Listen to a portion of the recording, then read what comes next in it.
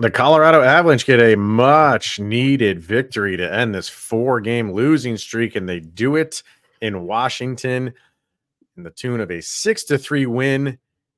And did our very own Shaggy Von Doom know something? Did he look into a crystal ball and could see? Why can't we do this more, sir? Come on, like what is holding you back here? Unbelievable call by our very own Shaggy Von Doom. New episode of Locked On Avalanche coming at Your Locked On Avalanche, your daily podcast on the Colorado Avalanche. Part of the Locked On Podcast Network, your team every day.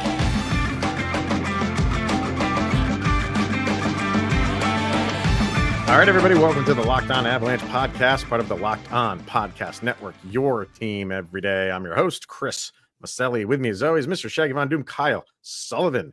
Thank you for tuning in, making it your first listen of the day. Always appreciated. Make sure you're following us on our social media outlets, LOPN_Avalanche on Twitter, X, Locked On Avalanche on Instagram and Threads. Questions, comments, concerns, and opinions, lockedonavalanche@gmail.com. And follow us over on our YouTube. Hit subscribe, get notified when a new show goes live. Definitely subscribe to our subtext as well. Link to that is in the show notes below.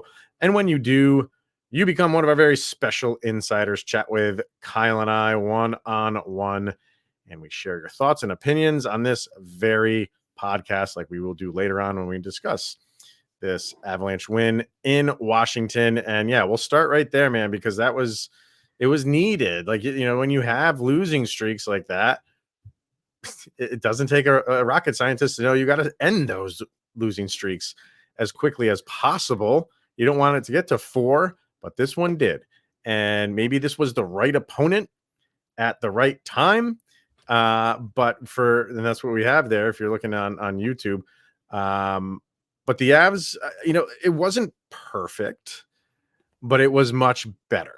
It was much better. It seemed like they got to play their style a little bit more. It was difficult for the Capitals to take them out of that play style, and the Avs just kept, they kept riding that play to a victory. Capitals made it interesting, and we'll get to the specifics of it all. But overall, I'm satisfied because it's a win.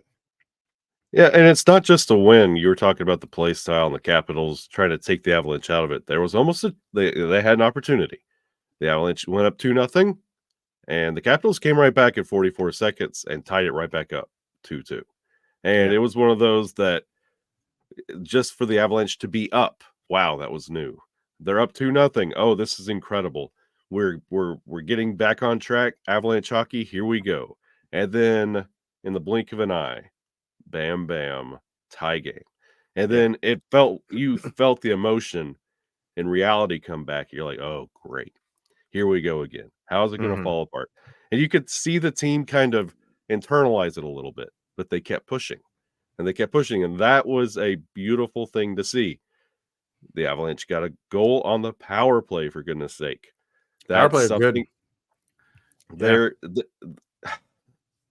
I don't know what was said in this little time in between, but this team looked like they had a little bit of a spark. They had some mojo. And something else that stood out to me, boy, Jared Bednar looks old right now. He looks like he's been through it. He's not looking as spry and as youthful as he looks very weathered. Very, very weathered. And this is one of those wins for Bednar. Like we criticize the team and the effort and Georgiev defense 2C. We jump on all of it all the time. But Bednar, he's stuck with it. And this was a good Avalanche win. This is what you want to see. Yes, you could talk about, well, the Capitals this, the Capitals this. The Avalanche were in the same boat going into this game. Well, I said it like wasn't perfect. I mean, it was good. I mean, you score 2 of them were empty netters, but you get 6-3, but you get those 2 goals early, and that's exactly what you wanted, right? You want to get up early. You don't want to have this 60-minute battle, although it came close to that.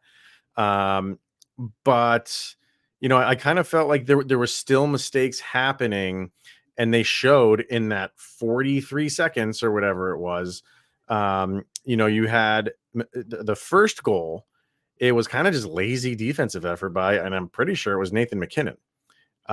He just left his man, or didn't really skate with his man, who's skating towards the ice, and that guy gets a rebound and puts home an easy goal. So that one is not fully on Georgiev. I put that more on the defense and not really staying with their guy. And then the second one goes off of Lehkonen's skate from a pass. That's, right. But that whole play materialized from a bad turnover by Manson, I believe it was. Yeah, and it was terrible. So that was just a sequence of events that just should not have happened. So you had two plays there where you're lapsing defensively, and then it's a bad turnover in the defensive zone, which was happening again, Kyle, over and like that is a big problem. That's another problem that really, I don't want to say it doesn't get talked about. It does, but not to the level of the whole 2C and backup goalie type of talk. Turnovers in the defensive end are just the bane of the existence of the Avalanche right now. And it is a huge problem that they can't seem to overcome. You are giving the opponent chance after chance after chance, and good looks too, because then we turn that over, you're just in trying to put out little fires everywhere mode, and the opponent always gets a good look. So that's still something that, and at this point in the season, I don't know, like how you correct that, and other than just get the puck out of the freaking zone. I feel like that is a little bit. The magnifying glass is on those defensive turnovers, because you're doubling down. Basically, is what you're doing. You're not really thinking about passing. You're just trying to push, and you're not settling it down and making the smartest decisions, trying to get the puck out of the defensive zone. They're trying so bad to beat them with speed and a man advantage and try and create a rush that they're ending up creating the rush going the other way because they can't get it out of the zone, and everybody else is chasing down that to the opposite end. It's one of those that maybe after this win, and you'll see it a little bit more down this remaining bit of the road trip, that it starts to settle down a little bit, because they know, okay, we got the win under the belt. We could start getting back to our game plan a little bit, and they start settling it down a little bit more. We mentioned that earlier with the power play.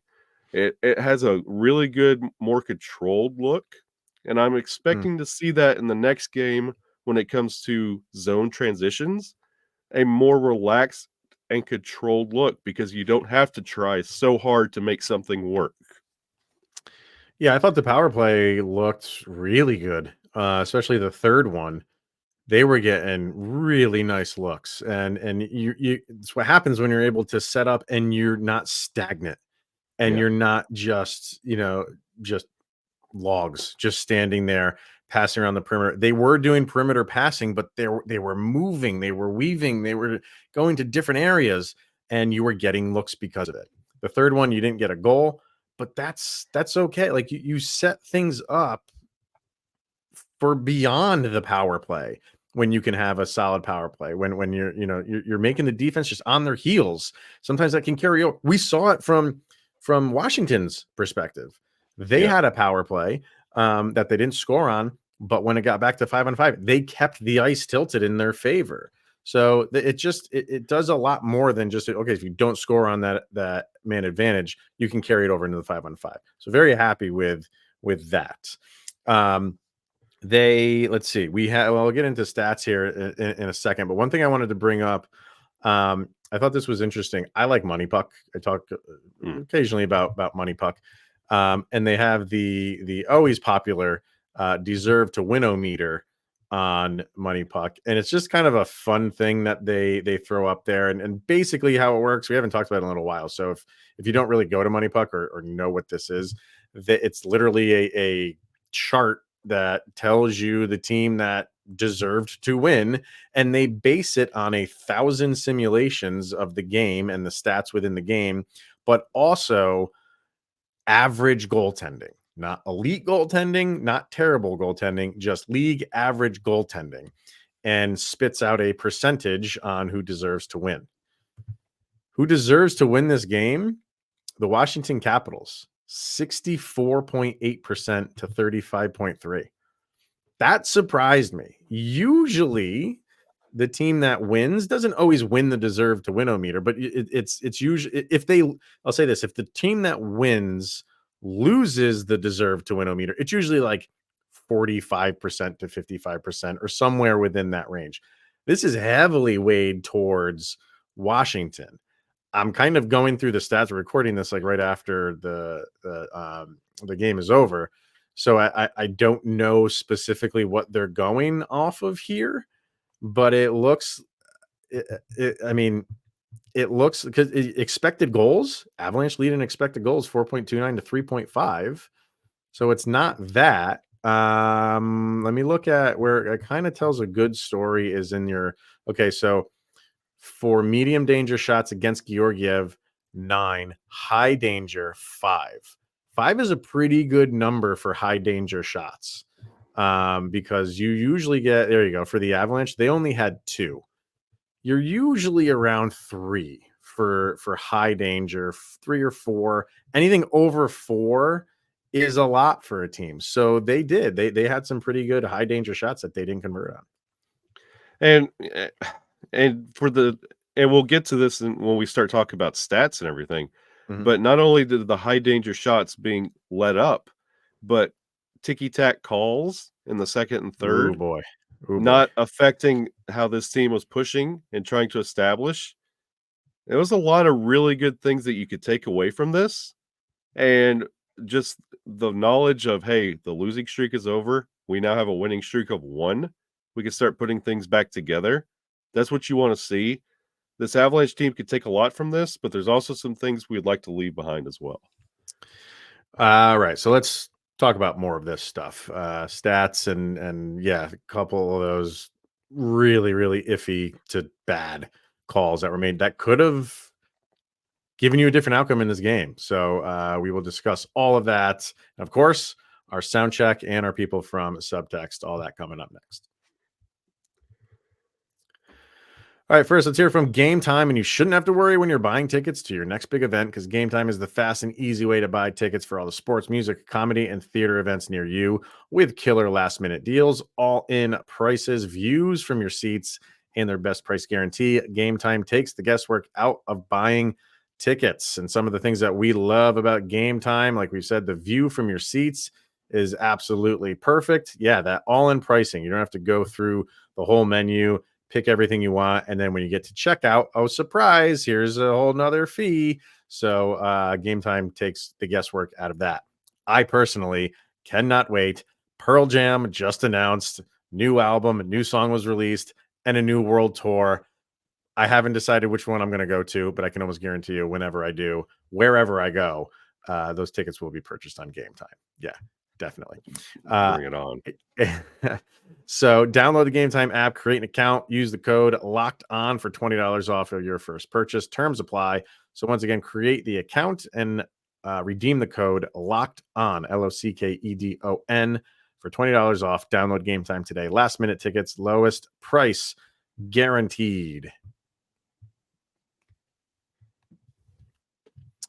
So no Logan O'Connor in this game. He was, I want to say, I didn't hear about this until a couple hours before the game even started. So I heard a little rumor. I don't want to, it's weird. I want to say, like, I don't want to go on record saying this, but I'm going to record a podcast, a segment and say this out loud. Don't tell anybody. Maybe for no other reason than just to get everybody riled up. But there was a little rumor floating around that Ryan Johansson was going to be a healthy scratch in this game. And then the Logan O'Connor, maybe he just could not go. And then that threw a wrench into some stuff. I don't want to put that out there and say it's, a slam dunk. It happened, or it was going to happen. And then, like I said, the Logan O'Connor stuff changed all that. But there were birds chirping that it was a possibility. Take that for what it is. And depending on who you ask, if you looked at how many minutes he logged against Washington, He basically was anyway. And you see that, and that's kind of why I'm bringing it up, because what do you do? Like 9 minutes, 9:30. 9:30, which is the only ones that were lower were Curtis McDermott, who never counts when we do time on ice because he's always the lowest, and Cogliano was just under 9 minutes, which that's a little bit surprising too because Bednar likes him. So yeah, for him to be that low, I mean, when you're playing on the fourth line, your numbers are gonna be low anyway. I just thought maybe it's something to pay attention to going forward when Logan O'Connor does return, which we don't know. Maybe he'll be back for Tampa Bay. Maybe he won't. I don't know how long whatever he tweaked could hold him out for. We'll see. As far as the good stuff on the ice, you have to start with Artturi Lehkonen. Masterful game from him, 4 points, 2 and 2 for him, a goal, 2 goals, 2 assists.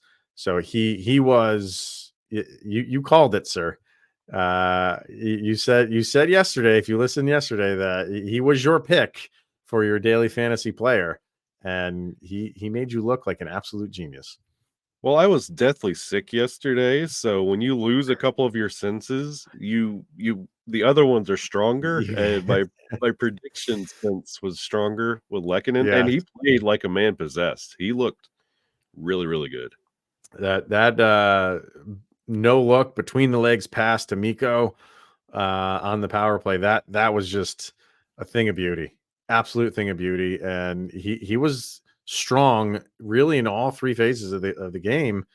Um, Offense, defense, special teams. He was great. He was their best player on the ice. He had the tenacity of like Miles Wood and LOC. Like even though LOC wasn't there, he was there was a lot of shifts that he was down there getting dirty, and it was like Miles Wood and LOC. I was very surprised to see Lehkonen and to walk away with 4 points. I mean, good on him. Yeah, That great job. and the point spread throughout the rest of the team was very nice. It's nice to see everybody contributing and seeing Ross Colton with that beautiful goal to get everything going. Like that's what you want to see. He was great too. Colton was great. He had 1 goal, 1 assist. He was a +3. Andrew Cogliano, even not playing a ton, still found a way to get an assist, as did Ryan Johansson. Miles Wood, he had 1 goal, 1 assist.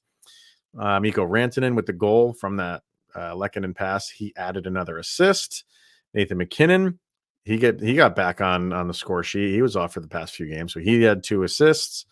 On the defensive end, Bo Byram, who I thought played better. He had 2 assists on the night. Taves with the 1 goal. That was it on the defensive end. Just those 2 guys had points. But yeah, I mean, like you get it. That's a good spread from the forwards. You really got points from really up and down the lineup, especially you're including Cogliano and Johansson in that.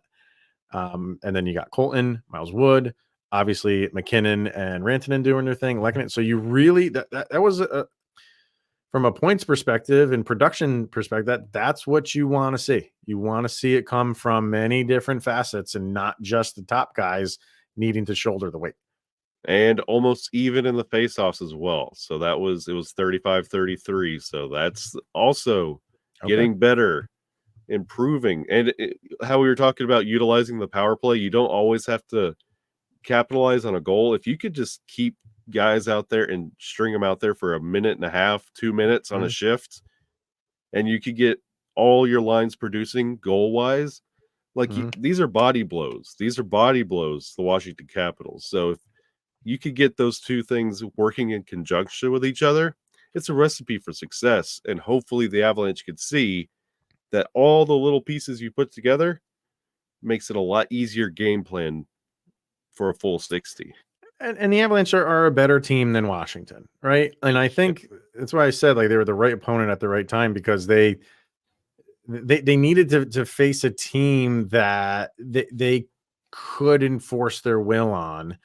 And that's not to take. The Capitals have been playing a little bit better. Ovechkin's been playing better, and he did find another goal in this game. So, but for the Avs, it was like, okay, like we just need to find the team that is not going to take us out of our game. And I was pretty confident that the Capitals couldn't do that. And if the Avs just did what they were supposed to do, they should have got a win. But nothing is set in stone the way that the Avs have been playing lately. But you had good play by Georgiev. I thought he did well. He did well enough. And the one goal that I thought he should have had back was the Ovechkin goal. I didn't think there was. I think Mosier maybe. I thought he said he thought it looked like it got tipped just a little bit on the way in. I didn't see that. I only saw the replay once. But regardless, like it wasn't deflected so egregiously that it completely shifted direction. I thought he should have had that one. The other ones, I don't think are completely on him. So overall, but I think I'm done saying this is one that he can build off of. No, he needs to do the building now. Like the house needs to be built. He needs to be living inside the house now.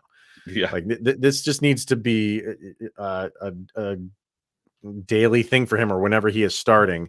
Like he needs to put up these type of efforts where he's not just Swiss cheese. So I thought he was better.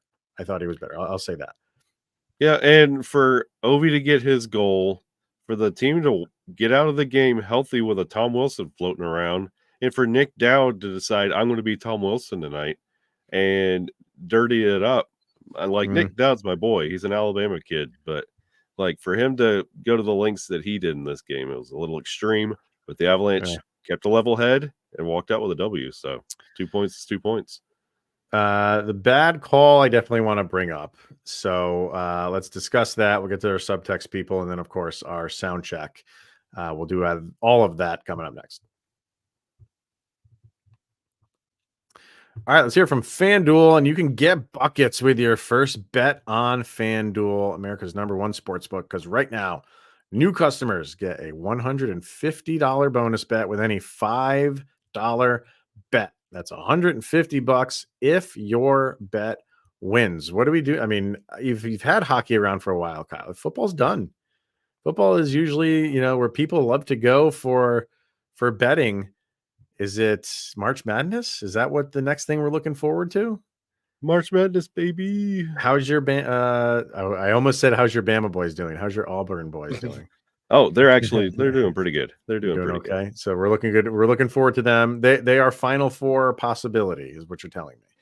Always in my heart. Okay. You can bet on all your favorite, including NBA players and teams, of course, with quick bets, live same game parlays, exclusive props, and so much more. So just visit fanduel.com/lockedon and shoot your shot with FanDuel, an official sportsbook partner of the NBA. So, yeah, obviously there were a few penalties in this game. Some just they were those things where it's like, yeah, you gotta call that, but could you have let it go? Yeah, you could have. Like the Mikko trip right at the end of the second. There was like 3 seconds when they called that. I guess by the letter of the law, it's a trip. So I'm not that upset about it. I guess maybe it's just like, okay, the period's coming to an end. Let's just go to our locker rooms and move on. The one that was against Manson was just, you had me scratching my head, because that one I didn't understand at all. It's just a completely fine check on Tom Wilson into the board. Wilson does kind of hit his head, but not because of the hit, but not Manson didn't go for his head. He's got his elbow tuck and he just bodies him. And Wilson just kind of goes weirdly into the boards and goes down. And I think because of the reaction of Wilson later, like it would seem like a couple minutes had passed, and then they call a penalty on Manson. And that's when Ovechkin scored. And now we have a 4-3 game. And what is going on here? Like, this is a game where the Avalanche, I don't say that it was in the bag. I'm not going to say that, but they were comfortable. They had the 2-goal lead. They were kind of in command, and that shifted the ice for a little while, man. And it wasn't until that the first empty net goal where, obviously that then you realize, okay, finally, like, we put this thing away. But that could have been a big turning point on a really, really terrible call. Yeah, and I didn't like it, and it felt like it It's honestly, it started in the first period when Nathan McKinnon's first initial tripping call. It felt like every call after that was making up for that call. Hmm. And it was basically, it wasn't so much the severity of the call, it was the intentionality of the reaction.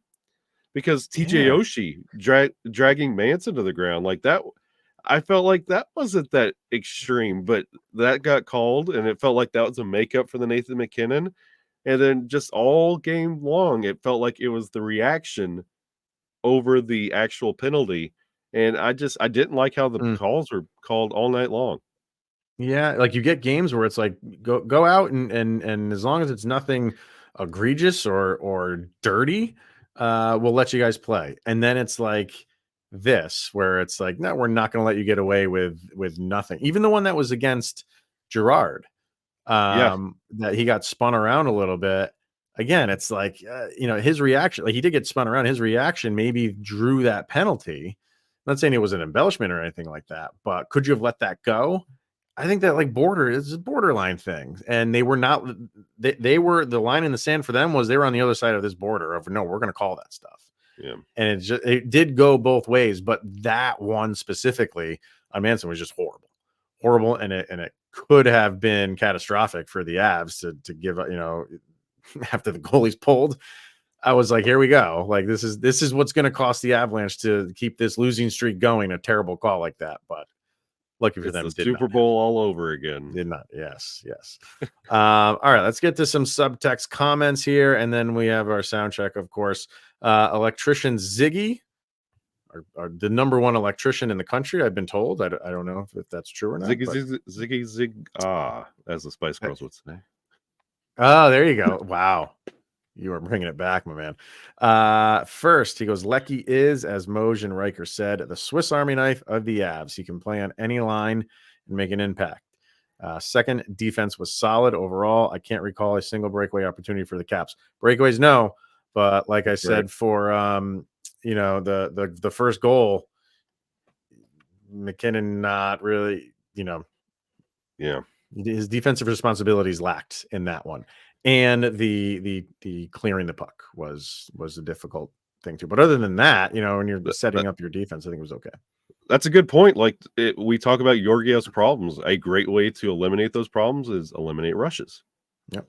Yeah, that's true. They didn't. I don't really. I think he's got a good point there. I'm trying to. None really stick out to me that they had him. So, Amy.